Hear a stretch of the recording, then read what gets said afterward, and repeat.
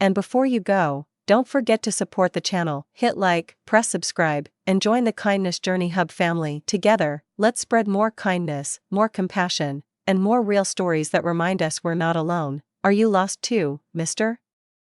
Asked the little girl to the lonely CEO at the airport what he did next. He had spent his entire life running toward deadlines, toward deals, toward success that always stayed just a few inches out of reach. But on that cold evening, standing alone in the crowded airport terminal with nothing but the weight of a broken family and an empty heart inside him, Alexander Reed, one of the youngest CEOs in the country, realized he had finally run out of places to hide. And then a small hand tugged at his coat. "Are you lost too, mister?" a tiny voice asked. Alexander looked down and saw a little girl with big, hopeful eyes, hugging a stuffed rabbit that looked almost as tired as he felt. She couldn't have been older than 6. Her pink backpack hung lopsided, and her hair was a bit messy, as if she had been wandering for a while. That was the moment everything in his life began to change. Alexander had always hated airports. Not because of the noise or the chaos, but because airports reminded him of goodbyes, especially the one he never had the courage to give. 2 years ago, his wife, Emily, had walked out of their penthouse with their newborn son, saying she couldn't raise a child with a man who was married to his job. Since then, Alexander drowned himself in work, believing achievements could fill the silence Emily and the baby left behind. Today, the board had arranged an emergency meeting in another city. He was exhausted, his mind scattered, and beneath his polished exterior was a man quietly falling apart. His flight was delayed, and he sat on a bench, staring at nothing, until the little girl spoke to him. He blinked. "Lost?" he repeated softly. "Maybe." She swung her legs, her shoes tapping lightly. "Mommy says when you look at the floor too long, it means your heart is heavy." Alexander almost smiled. Kids had a way of speaking truths adults spent years avoiding. "What's your name?" he asked. "Lily." She held up her rabbit. "And this is Mr. Whiskers. He's lost too." He glanced around. No guardian in sight. The airport was jam-packed, announcements echoed everywhere. His chest tightened. "Lily, where is your mom?" She pointed toward the security area. "She said to wait right here if she didn't come back fast." "I waited. But she didn't come back yet. Maybe she's lost too." Alexander felt something old stir inside him, something he had locked away.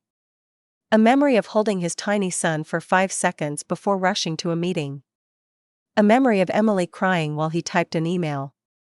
A memory of thinking there would always be more time. "Not anymore, let's find someone to help," he said gently. Lily shook her head. "You look sad. Can I sit with you until she comes? Mr. Whiskers says you need a friend." Alexander didn't know why, but his throat tightened.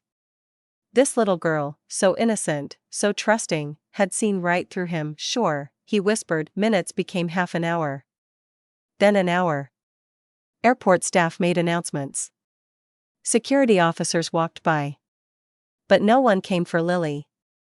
Alexander tried calling the airport help desk, but they were overwhelmed. The soft panic began crawling up his spine. "Lily, do you remember your mom's name?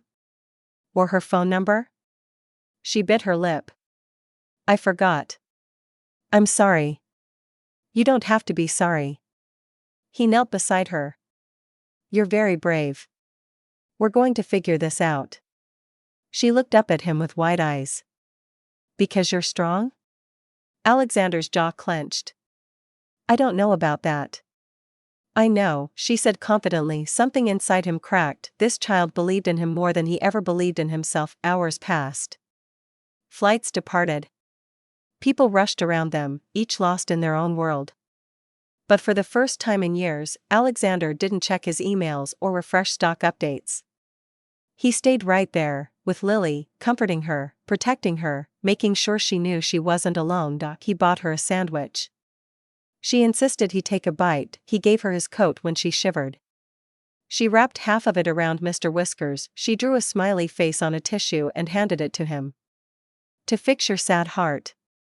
And strangely, it helped. When security finally located Lily's mother, who had fainted during a sudden panic attack at the restroom, the woman came running in tears, hugging her daughter tightly. Alexander stepped back, relieved. "Thank you," Lily's mother cried. "You stayed with her. You protected her. I owe you everything." He shook his head. "I didn't do anything extraordinary." But Lily ran back to him and hugged his leg. "Yes, you did. You found me when I was lost, and I think you were lost too, mister." Her words pierced him deeper than she could ever understand. As they left, Lily turned back and waved her little rabbit's paw at him. "Bye, friend. Don't be lost anymore." And then she was gone. Alexander stood there, motionless, feeling something he hadn't felt in years, clarity. He pulled out his phone.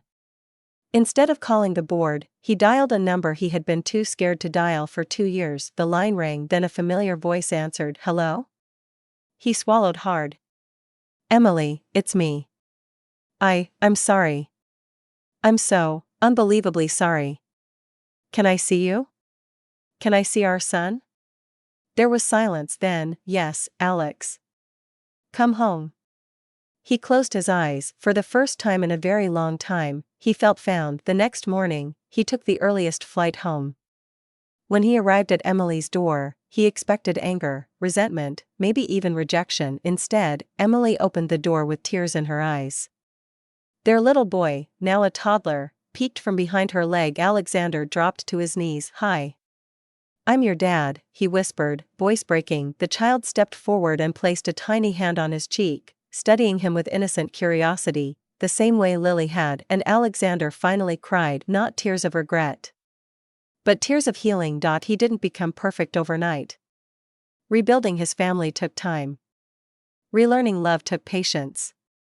Balancing work and fatherhood took dedication, but he kept a small, crumpled tissue with a smiley face drawn on it inside his wallet, Lily's gift, a reminder that sometimes strangers appear in our lives not by accident, but to push us back onto the path we lost. Final message. In the end, Alexander learned what many forget: you can have all the success in the world, but if your heart is lost, nothing else truly matters.